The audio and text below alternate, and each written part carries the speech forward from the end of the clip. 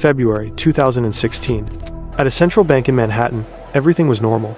Trillions of dollars shifted across screens, just soulless figures monitored by the most composed financial experts in the world. But in the silence, an attack had already begun. It didn't come from a masked thief, but from an entirely invisible network, deeply hidden within the system's infrastructure.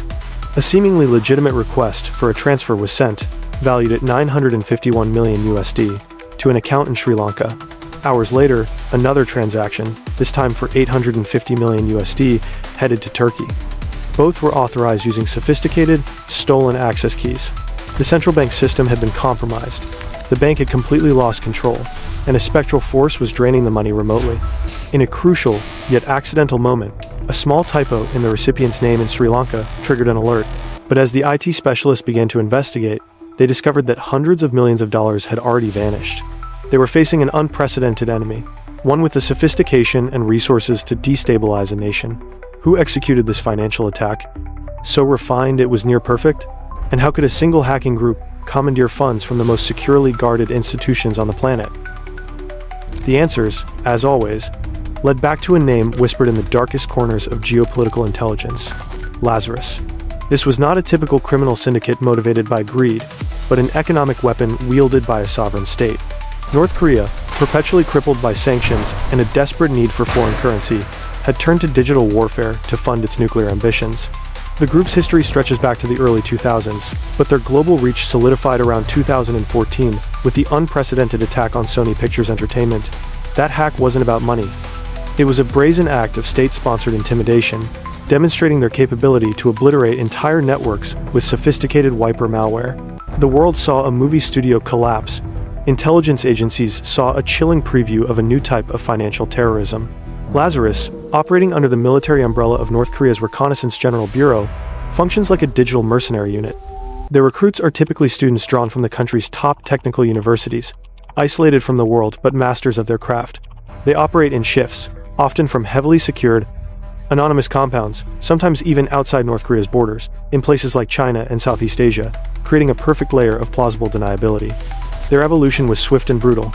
They moved from simple denial of service attacks to complex data theft, and finally, to grand financial theft. Their ultimate goal was not just revenue, but the extraction of hard, traceable cash and, increasingly, untraceable cryptocurrency to circumvent the global financial system. The Bangladesh bank heist of 2016 became their defining moment. They studied the SWIFT transaction network, the global backbone of interbank communication, for months, learning its language, its vulnerabilities, and its trust models. They became ghost operators, installing malware called Dark Soul and Fastcash that lay dormant for weeks, gathering credentials and observing routines. When the moment came to strike, they didn't need brute force. They simply used the bank's own keys to authorize the largest digital bank robbery in history. But the true terror of Lazarus was not the speed of the attack, but the depth of the deception. They were not just stealing money, they were proving that the state-level protection around the world's money was a myth. The system was now compromised by the very regimes it was designed to contain. The discovery of the theft sent immediate shockwaves through the global financial sector, but the investigation into the Bangladesh bank heist was a nightmare of jurisdiction and digital smoke. The money had been laundered through casinos in the Philippines, transferred via intermediary banks, and converted into cash faster than regulators could issue freezing orders. The trail was intentionally cold and fragmented. The FBI and the international security community, specifically cybersecurity firms like Kaspersky and FireEye, began collaborating, treating the heist not as a standard criminal case, but as a hostile act of cyber warfare. They immediately noticed the hallmarks of Lazarus: the same custom-built malware, the meticulous planning, and the specific use of wiper tools designed to destroy evidence after the payload was delivered. This group didn't just steal, they erased. The pressure mounted as Lazarus, emboldened by their success, launched their next phase. They started targeting cryptocurrency exchanges, seeing Bitcoin and Ethereum as the ultimate financial getaway car. In 2017 and 2018, they executed simultaneous attacks across Asia, stealing hundreds of millions from platforms in South Korea and Japan. They weren't just exploiting vulnerabilities in the exchanges. They were targeting individual developers and high-value employees through deeply personalized spear phishing campaigns. They created fake job offers and social media profiles to build trust, tricking employees into downloading weaponized code. The psychological tension within the investigation was palpable. The security experts were chasing ghosts who operated without conventional borders or budgets. Every time they patched a hole, Lazarus was already 2 steps ahead, using new tactics. In one instance, they compromised a legitimate software update for a cryptocurrency wallet, silently installing surveillance tools on thousands of computers globally. This was supply chain warfare, a demonstration of patience and devastating scale. A critical breakthrough came when investigators linked the code signatures in the bank attacks to the earlier Sony Pictures hack. This provided the irrefutable link to North Korea, shifting the entire case from criminal pursuit to international counterintelligence. The evidence pointed to a dedicated team, possibly hundreds of operatives strong, working around the clock under the command of Pyongyang. They had developed a digital hydra, cut off one head, and 2 more would appear, ready to pivot to new targets, new markets, and new methods of exploitation. The hunt was on, but the target was a shadow army, paid in the very currency they stole, and protected by the anonymity of a rogue state. The sheer scale of the Lazarus Group's operations, from bank heists to ransomware, from cryptocurrency theft to attacks on critical infrastructure, made a conventional trial impossible. The target was not an individual sitting in a courtroom, but the entire command structure of a hostile nation's cyber program. As a result, the trial took place in the court of international diplomacy, sanctions, and highly specific indictments issued by the U.S. Department of Justice and other Western nations. The focus shifted to naming and isolating key individuals. In 2018 and 2020, the DOJ unsealed indictments against multiple alleged members of the Lazarus Group. Names like Park Jin-hyuk, John Chang-hyuk, and Kim Il came to represent the face of the global threat. These men, described as military hackers operating for the North Korean government, were charged with conspiracy to commit wire fraud, bank fraud, and computer fraud. The indictments detailed the use of highly encrypted communications, the systematic theft of credentials, and the orchestration of multiple destructive cyber campaigns spanning over a decade.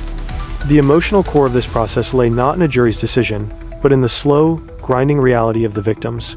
For the banks and companies targeted, the financial loss was only part of the trauma. The deeper fear was the total compromise of trust, knowing that their most secure systems were permeable.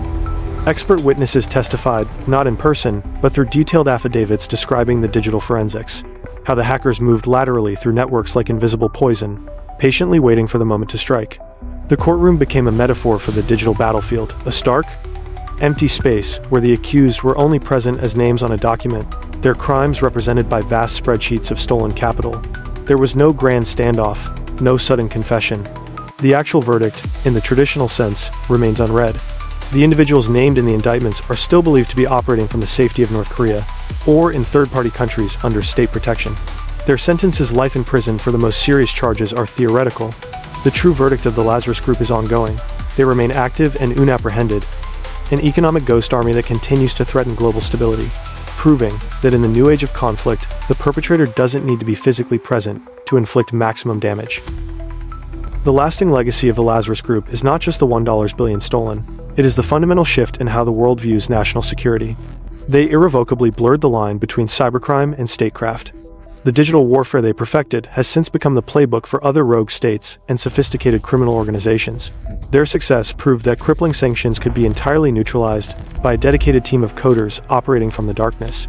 For North Korea, the funds were, and continue to be, a lifeline. The money stolen from banks and crypto exchanges pays for the very missiles and nuclear programs that defy the international community. Every transaction, every stolen Bitcoin, is directly tied to the geopolitical tension on the Korean peninsula. The digital heist is their perpetual printing press, immune to naval blockades or economic embargoes. The world's response has been an arms race in digital defense. Financial institutions now operate under constant threat, investing billions in systems designed to detect the almost imperceptible movement of a Lazarus operative. Governments have created specialized cyber commands, realizing that the new frontline is not physical, but coded. Yet, the core fear remains. The architects of this digital espionage are still free, still operating, and still refining their craft. They have proven that obscurity is the ultimate shield, and their featureless faces, never truly seen, never apprehended, cast a long shadow over the future of finance. The money is gone, the systems are vulnerable, and somewhere, in a hidden compound, the next wave of attacks is being meticulously programmed, proving that the Ghost Protocol is very much alive. Support the truth. Don't look away.